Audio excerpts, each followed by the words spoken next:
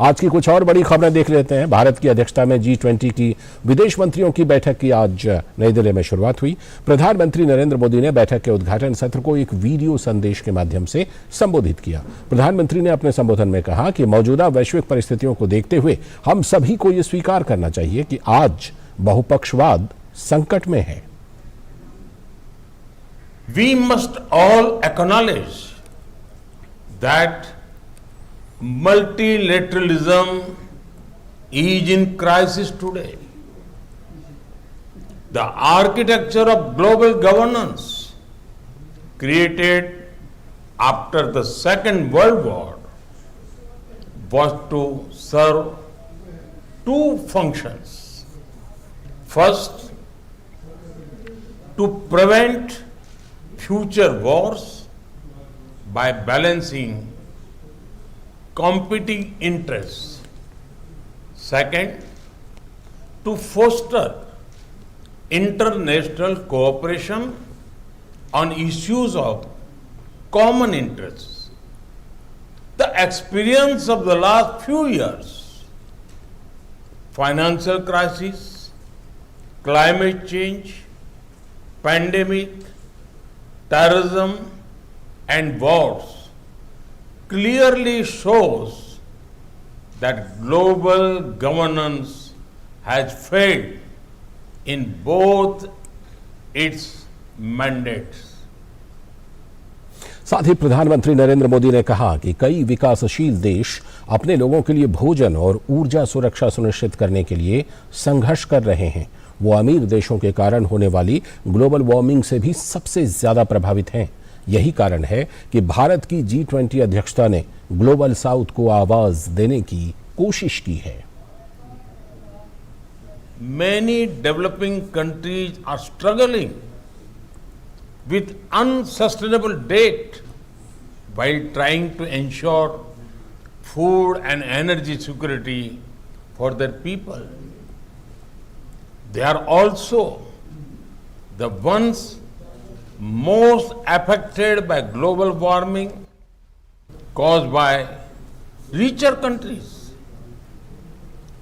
This is why India's G20 presidency has tried to give a voice to the global south. और आगे हम देखेंगे कुछ और बड़ी खबरें आज की, लेकिन फिलहाल वक्त है एक ब्रेक का। शुरू करो, डालो बुनियाद, घर महल नजर आएगा। वंडर लाइए, वंडर अपनाइए, फर्क नजर आएगा। वंडर सीमेंट, फर्क नजर आएगा। कौन सा परफ्यूम है? परफ्यूम बहुत फ्रेश लग रही हो। पार्लर गई थी? No parlour, no facial. ये है मेरा फेवरेट सोप। ये एकमात्र साबुन है जो आत्मविश्वास देता है। Mysore sandal soap.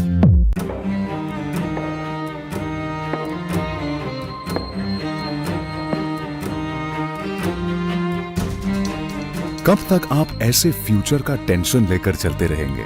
LIC के न्यू पेंशन प्लस के साथ अपनी पेंशन का प्लान बनाइए, क्योंकि ये प्लान आपके फ्यूचर के लिए मार्केट लिंक्ड वेल्थ क्रिएट करता है। और तो और इस प्लान में गारंटीड एडिशंस के साथ पेंशन पाने के कई ऑप्शंस भी हैं, so that you grow young and tension free. LIC, हर पल आपके साथ। जल्दी करो यार, प्लीज जल्दी। दूसरा कोई मैच है क्या?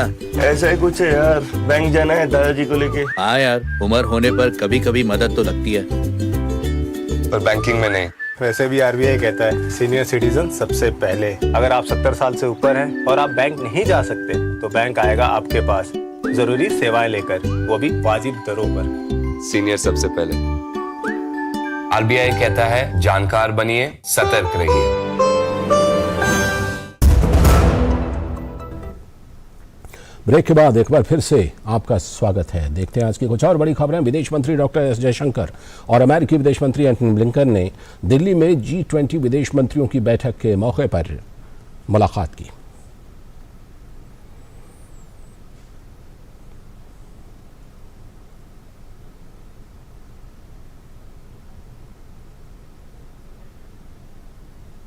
और इसके साथ ही विदेश मंत्री डॉक्टर एस जयशंकर और चीन के विदेश मंत्री किन गैंग ने भी दिल्ली में G20 विदेश मंत्रियों की बैठक के मौके पर द्विपक्षीय बैठक की। एस जयशंकर ने बताया कि वार्ता का मुख्य मुद्दा दोनों देशों के बीच मौजूदा स्थिति रही। भारत और चीन के बीच मौजूदा संबंधों को मैं असामान्य कहता हूं, क्योंकि हमारे संबंधों में समस्याएं हैं जिन पर ध्यान देने की जरूरत है। On the China meeting, I met Minister Qin Gang on the sidelines of the conference this afternoon. It's our first meeting after he took over as foreign minister. So we spent I don't know, maybe about 45 minutes talking to each other. And the bulk of our conversation, understandably, was about the current state of our relationship, which many of you have heard me describe as abnormal. And I think those were among the adjectives that I used in that meeting. We have, there are real problems in that relationship that need to be looked at, that need to be discussed very openly and candidly between us. That's what we sought to do today. We also had a brief discussion on what was happening in the G20 framework, but the thrust of the meeting was really on our bilateral relationship and the challenges in the bilateral relationship, especially that of peace and tranquility in the border areas. अगली खबर, Australia के शिक्षा मंत्री जैसन clear ने आज नई दिल्ली में शिक्षा मंत्री धर्मेंद्र प्रधान से मुलाकात की। इस दौरान दोनों शिक्षा मंत्रियों के बीच शिक्षा, कौशल विकास और परस्पर हित के अन्य क्षेत्रों में संबंधों को मजबूत बनाने पर चर्चा हुई। साथ ही भारत और ऑस्ट्रेलिया के छात्रों की डिग्री को दोनों देशों में मान्यता देने से संबंधित एक समझौते पर भी दोनों देशों के बीच सहमति बनी। इसके अलावा दोनों देशों के विश्वविद्यालयों के बीच 12 MOU पर भी हस्ताक्षर किए गए। शिक्षा मंत्री धर्मेंद्र प्रधान ने बताया कि भारत में कृषि क्षेत्र में रिसर्च के लिए ऑस्ट्रेलिया ने अगले 1.5 साल के दौरान करीब $18 लाख की राशि देने की घोषणा की है। In the area of agriculture, they will spend more than $1.82 million by next 1.5 years, by mid of the 2024. They will specifically will develop new curriculum, new courses. मैं जैसे आपको उदाहरण दूं, भारत में एग्रीकल्चर इंफ्रास्ट्रक्चर में भारत सरकार बहुत महत्व देती है। नैनो यूरिया आ गया, ड्रोन आ गया एग्रीकल्चर में, ऐसे अनेक सारा चीज,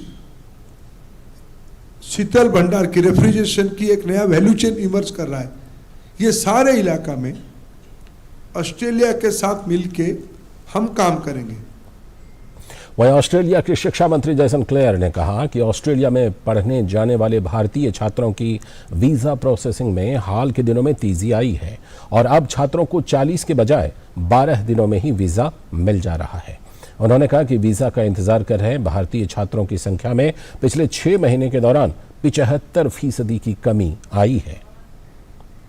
The good news is that the visa processing time now has dropped from 40 days to 12 days.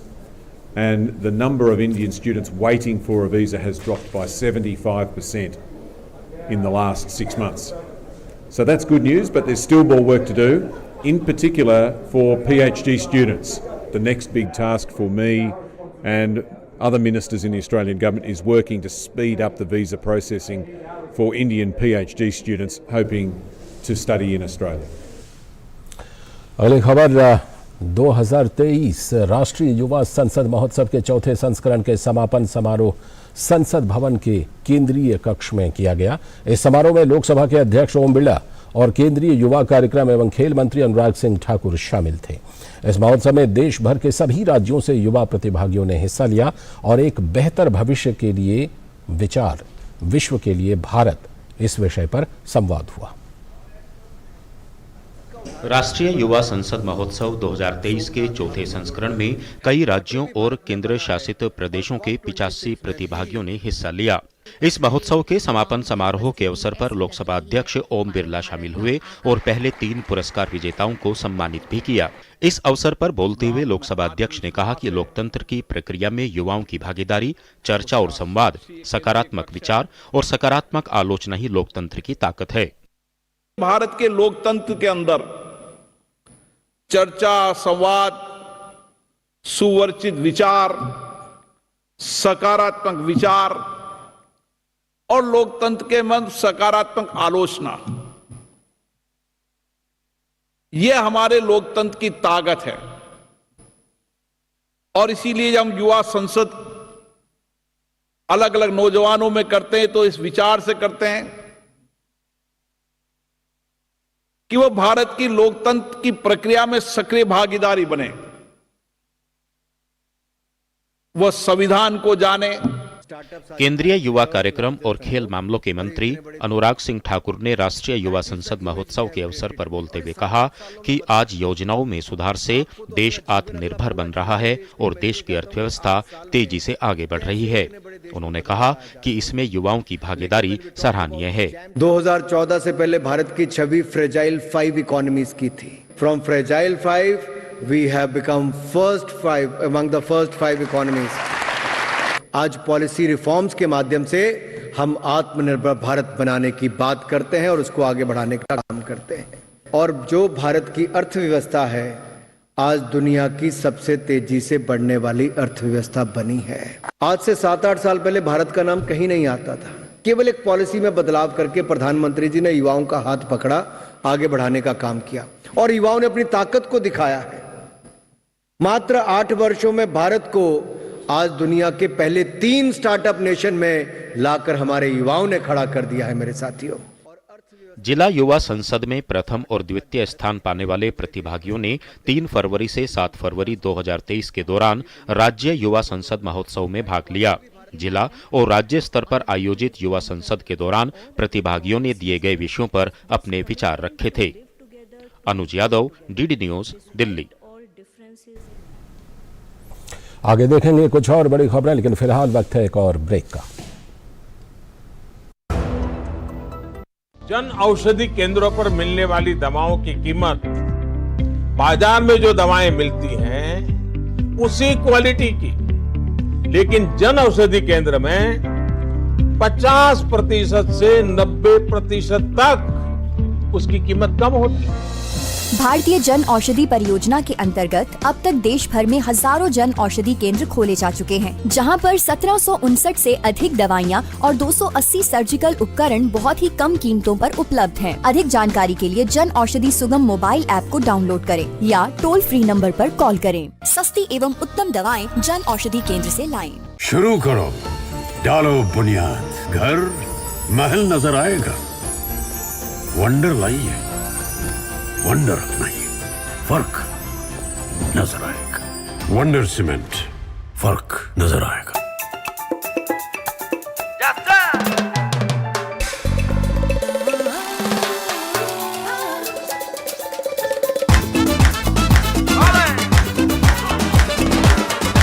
त्वचा का एक वादा, मैसूर सैंडल गोल्ड। अपने अंदर की खूबसूरती को जगाइए। डिजिटल बैंकिंग का है जमाना, टाइम है बचाना। डिजिटल बैंकिंग है आसान, करो चाहे कोई भुगतान, एनी टाइम एनीवेयर, सेफ है, फास्ट है, हर पेमेंट उंगलियों पे सेट है। लेन देन के हैं ऑप्शंस कई, IMPS, NEFT, UPI भी। 24 घंटे करते ये काम, पेमेंट आसान और रहे आराम। RBI कहता है जानकार बनिए, सतर्क रहिए।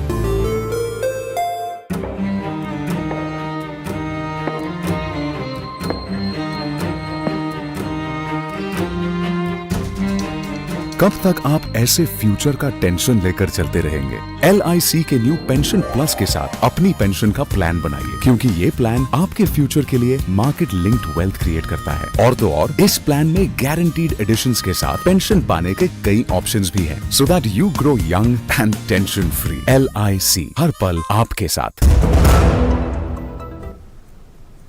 ब्रेक के बाद एक बार फिर से आपका स्वागत है। डीडी न्यूज पर आप देख रहे हैं समाचार। आगे की खबरों में बिहार के भोजपुर जिले के आरा में खाद्य प्रसंस्करण एवं उद्योग मंत्रालय और चैम्बर ऑफ कॉमर्स के सहयोग से मोटे अनाज बाजरा को बढ़ावा देने के लिए सम्मेलन सह प्रदर्शनी का आयोजन किया गया। इस मौके पर केंद्रीय खाद्य प्रसंस्करण मंत्री पशुपति कुमार पारस ने कहा कि प्रदेश में बाजरा की उपज को बढ़ावा देना होगा, जिससे भारतीय बाजरा दुनिया के मानचित्र पर आ जाए। शायद यहाँ बहुत से हमारे किसान भाई है, बहुत से लोग नहीं जानते हैं मिलेट्स क्या है। मोटा मोटी देहाती भाषा में कह रहा हूँ कि जो मोटा अनाज पहले हुआ करता था, आज से 60-70 वर्ष पहले गांव में, खास करके भोजपुर जिला में और पूरे बिहार में बहुत सा जिला है जहाँ मोटा अनाज की खेती होती थी। हम लोग के गाँव में भी होता था, जैसे सामा है, कौनी है, मरुआ है, बहुत सा ऐसा है जो उसके खाने से भी काफी फायदा होता था लोगों को।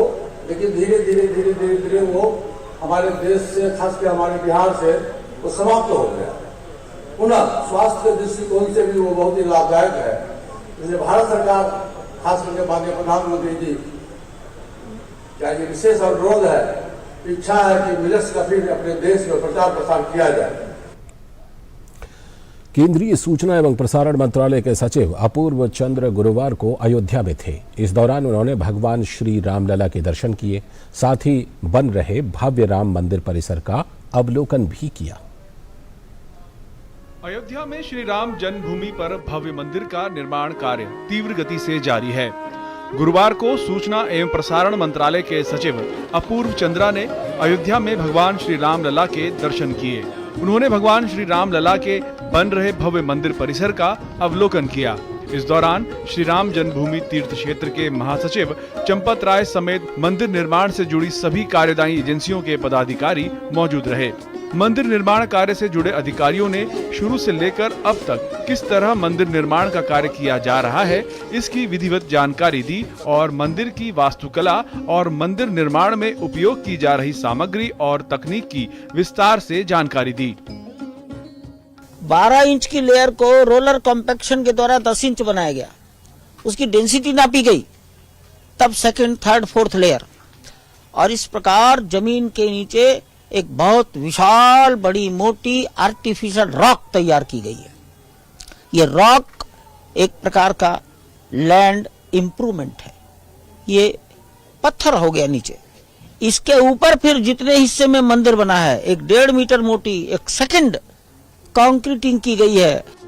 ऐसा लक्ष्य रखा गया है कि अयोध्या में बन रहा श्री राम मंदिर कम से कम 1000 वर्ष तक चिरस्थायी रूप में रहे। सूचना प्रसारण सचिव ने मंदिर के गर्भगृह समेत पूरे परिसर का भ्रमण किया। सूचना प्रसारण सचिव ने कहा कि ये मंदिर दुनिया के लिए आकर्षण का केंद्र तो है ही, साथ ही देश के सभी संप्रदाय के लिए प्रेरणा स्रोत भी है। अयोध्या का विकास हम केवल मंदिर का ही नहीं, अब ऐसे जैसे रास्ते में आते हुए देखा तो अयोध्या का भी संपूर्ण विकास किया जा रहा है। रास्ते चौड़े किए जा रहे हैं कि ये बनेगा और देश के ही नहीं, हमारे देश के ही नहीं, विदेश से भी लोग यहाँ पर यात्री श्रद्धालु आते रहेंगे। सूचना प्रसारण सचिव अपूर्व चंद्र ने मंदिर निर्माण में लगे श्रम साधकों से भी बातचीत की और उनके अनुभव भी जाने। तुम लोगों को काम करते कैसा लगता है? राम बहुत अच्छा फील होता है सर। राम के मंदिर के लिए आप भी कुछ अपना कंट्रीब्यूट कर रहे हो? जी सर, बिल्कुल कर रहे हैं सर। जिस टाइम का डेट दिया गया है, LNT टीम, LNT कंपनी और टाटा सब मिलके उस टाइम के डेट पे हम लोग बना के दे। मंदिर का काम भगवान के लिए कर रहे हैं हम, और नक्काशी का ये काम कर रहे हैं हम। सूचना प्रसारण सचिव ने अयोध्या के कायाकल्प की कई परियोजनाओं को देखा। उन्होंने अयोध्या में तैयार हो रहे नए रेलवे स्टेशन को देखा और राम की पैड़ी के सुंदरीकरण कार्य को भी देखा, जहां यात्रियों के लिए अयोध्या में बन रहे भव्य दिव्य मंदिर से न केवल अयोध्या की आध्यात्मिकता और गरिमा में अभिवृद्धि होगी, बल्कि यहां पर्यटन एवं रोजगार की अपार संभावनाएं भी खुलेंगी। श्री राम जन्मभूमि पर रामलला के भव्य दिव्य मंदिर का निर्माण कार्य तेजी से जारी है। नियत समय में कार्य संपूर्ण होने की उम्मीद है। यह आध्यात्मिकता और आधुनिकता का संगम है और साथ ही साथ अभियांत्रिकी का यह अद्भुत नमूना होगा। लोग खींचे चले आते हैं। हाँ, ये निश्चित है कि अयोध्या की आध्यात्मिकता में आधुनिकता का यह समावेश पूरी दुनिया को नए भारत के उत्कर्ष की कहानी भी बयां करेगा। कैमरा पर्सन प्रमोद नेगी के साथ अश्विनी कुमार मिश्र, DD न्यूज, राम जन्मभूमि अयोध्या। आगे देखेंगे कुछ और खबरें, फिलहाल वक्त है एक और ब्रेक का। शुरू करो, डालो बुनियाद, घर महल नजर आएगा। वंडर लाइए, वंडर नहीं, फर्क नजर आएगा। वंडर सीमेंट, फर्क नजर आएगा। जन औषधि केंद्रों पर मिलने वाली दवाओं की कीमत बाजार में जो दवाएं मिलती हैं उसी क्वालिटी की, लेकिन जन औषधि केंद्र में 50% से 90% तक उसकी कीमत कम होती है। भारतीय जन औषधि परियोजना के अंतर्गत अब तक देश भर में हजारों जन औषधि केंद्र खोले जा चुके हैं, जहां पर 1759 से अधिक दवाइयां और 280 सर्जिकल उपकरण बहुत ही कम कीमतों पर उपलब्ध हैं। अधिक जानकारी के लिए जन औषधि सुगम मोबाइल ऐप को डाउनलोड करें या टोल फ्री नंबर पर कॉल करें। सस्ती एवं उत्तम दवाएं जन औषधि केंद्र से लाएं।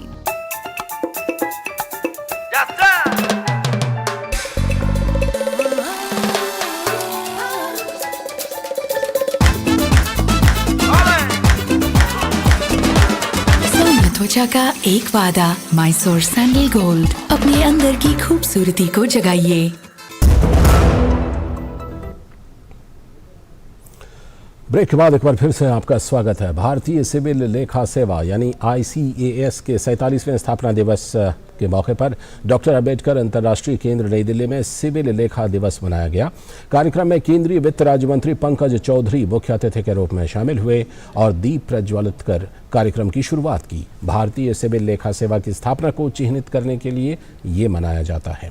केंद्र सरकार के लेखा संरक्षण को ऑडिट से अलग किए जाने के बाद 1976 में भारतीय सिविल लेखा सेवा की शुरुआत हुई थी।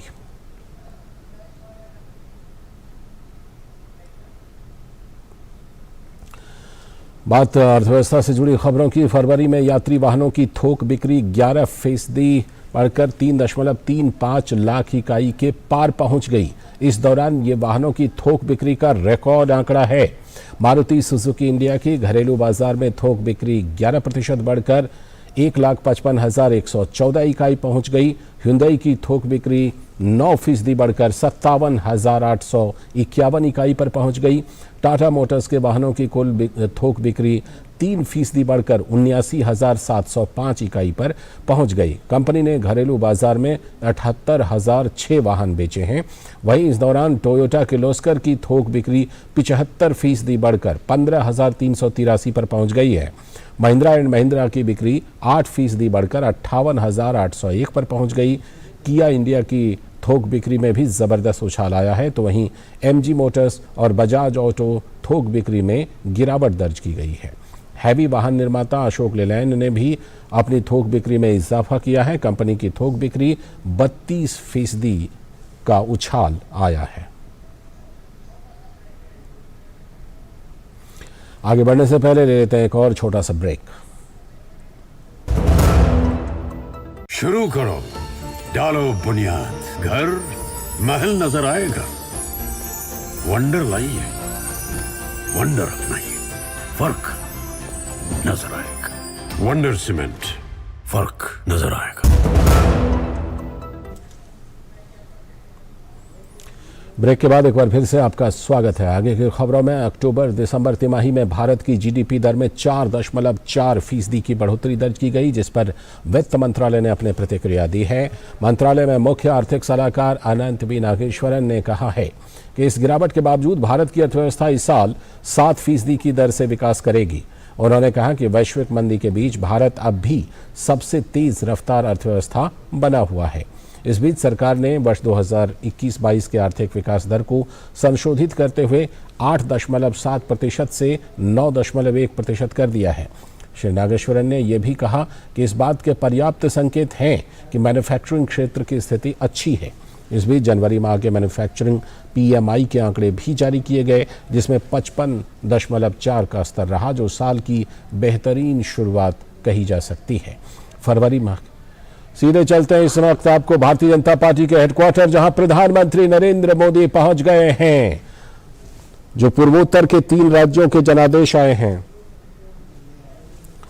पूर्वोत्तर के जो 3 राज्यों के जनादेश आए हैं वहां पर भारतीय जनता पार्टी के मुख्यालय में कार्यक्रम का आयोजन किया गया है और उसी कार्यक्रम में शिरकत करने के लिए प्रधानमंत्री नरेंद्र मोदी पहुंच गए हैं।